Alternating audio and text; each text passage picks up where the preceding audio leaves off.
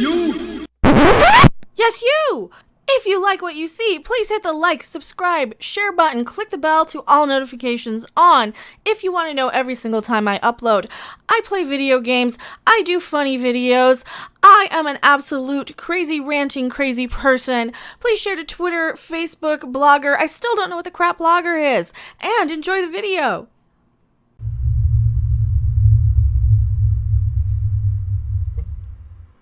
Hello everyone, I am still Mecha Random 42, still the one, still the only, still the original, still your favorite YouTube consumer advocate, Harpy. I will have to add that in post now because nothing's working as I pop it up.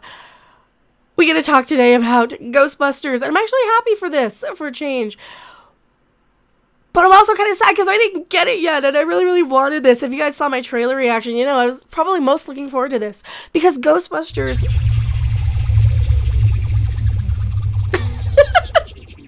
We got them both at once. Fine, we'll leave them. I like the spontaneity and the flubs. But you know, Ghostbusters 2016 is kind of when the world broke. It's kind of when entertainment decided to force this idea of, if you don't like this, you are an ist, you are a phobe. And the world ran with that, and everything has been going downhill ever since. And the fact that we were finally getting out of this, we were finally getting a Ghostbusters that was just telling a story about the people involved. And just telling it in a way that wasn't there to push an agenda. It wasn't there to tell me how empowering I need to feel as a woman because now we have women Ghostbusters. Because you know what? Guess what? I didn't need women Ghostbusters. We had people like Janine. We had Dana Barrett. Dana Barrett was every much as important to the Ghostbusters as the guys were. We know that. And she was also an alien, the same actress. We didn't need every single movie, every single time to have every single bit of representation for every single person. It just needed to do what it needed to do. It needed to tell me about ghosts. It needed to spark my interest in the paranormal. This is why I know what an EMF detector is right now. It's because of stuff like Ghostbusters. It's because I know what parapsychology is because of Ghostbusters. Not every movie had to be representative all the time of everything, and there was nothing wrong with Ghostbusters. It didn't need to be fixed. It didn't need to be this agenda that chicks can be Ghostbusters. Because we never thought we couldn't. There was never anything ever excluding us from that. And that is why it brought me into all this. It brought me out of... I was a gaming channel back then. That was one of the first things as I started noticing this. Is when Patton Oswalt called out a channel I love.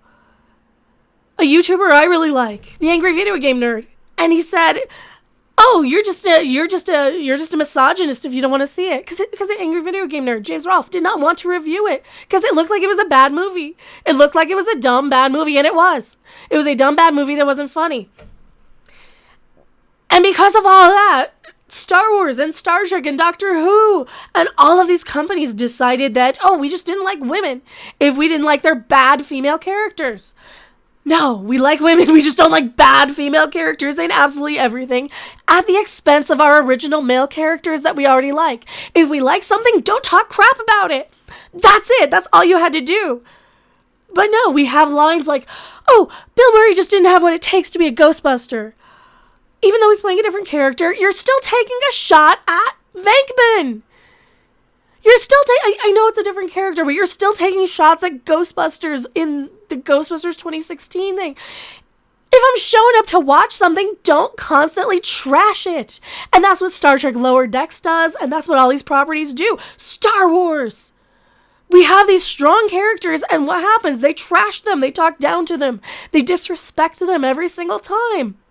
So when we get something good like Ghostbusters coming back, I'm excited. I'm excited. You know why? Because this one's not going to be woke. Ivan Reitman said it's not going to be woke. I've done videos on this. My voice is going. I'm sorry. I've been yelling all day. Ghostbusters Afterlife is what the fans have been hoping for, says Ernie Hudson. And that's not even that big of a story. That's not even that big of an article. But I need to keep bringing back Ghostbusters because that was patient zero. Also, I'm the one who broke the story of Ernie Hudson coming back. Because he said it on Cameo that he was coming back as a Ghostbuster. And I'm so excited. Come on, Winston. Winston, if we were all Hidson phobes, would we have liked Winston? All our life. Like, seriously. If you were raised in the 80s, you were not raised to separate people based on a label. You were raised to be like, hey, Ernie Hudson's cool. Or, hey, Lando Calrissian, really cool. Ghostbusters Afterlife scares up the third movie fans have been hoping for, according to Ghostbusters star Ernie Hudson. Yes, a 30 years later continuation of Ivan Reitman's original 1984 supernatural comedy and 1989 sequel, Ghostbusters 2, which was better than you guys give it credit for. I still like the second Ghostbusters. The new movie from director Jason Reitman reunites Winston Zeddemore with Ray Stantz, Dan Aykroyd, and Peter Venkman to make something very, very special. Here's the thing, though. Tell the people in the trailer, we see so much focus on the new cast. We need to know that the real Ghostbusters are in there. And I know, not the real Ghostbusters like the cartoon or the really, really, real Ghostbusters, which go back to Forrest Tucker and Larry Storch way back in the day in the 70s one. Because the Filmation Ghostbusters are actually more attached to the original Ghostbusters, so wouldn't that be the real one? Yeah, I know my Ghostbusters. I do. Just off the top of my head, and yes, I've seen the Filmation. And I've seen the live-action Filmation. Because I like gorillas.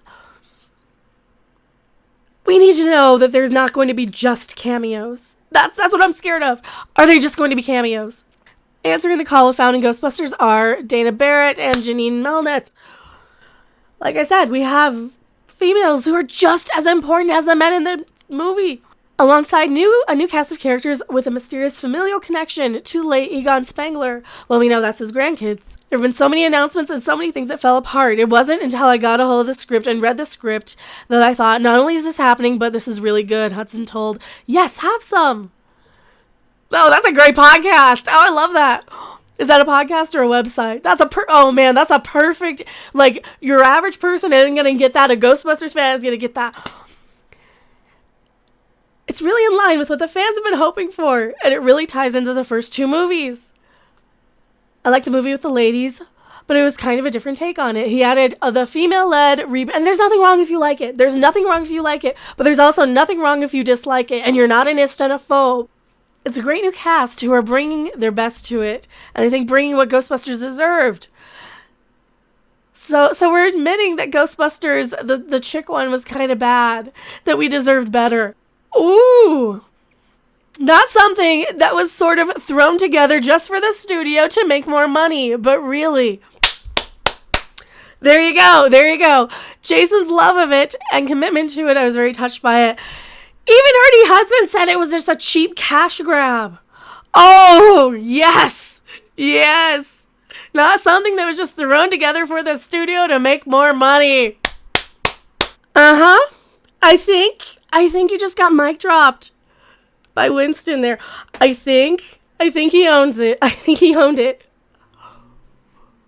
It was thrown together for the studio. Yes. Ernie is correct, Maximum Cypher says. They're loving this in the chat. Low-key burn, Ernie. Oh, yeah. He dropped the mic. I hate this, but sometimes I bounce back and forth between who my favorite Ghostbuster is. Because right now, I want to say it's Winston. But I know tomorrow Bill Murray will do something amazing. And I'll be like, and now I love Dr. Venkman again. And then Dan Aykroyd will say something awesome. And I'll be like, oh, and I love him. And then Harold Ramis was always so awesome. So I'm like, I can't say I don't love Harold Ramis too.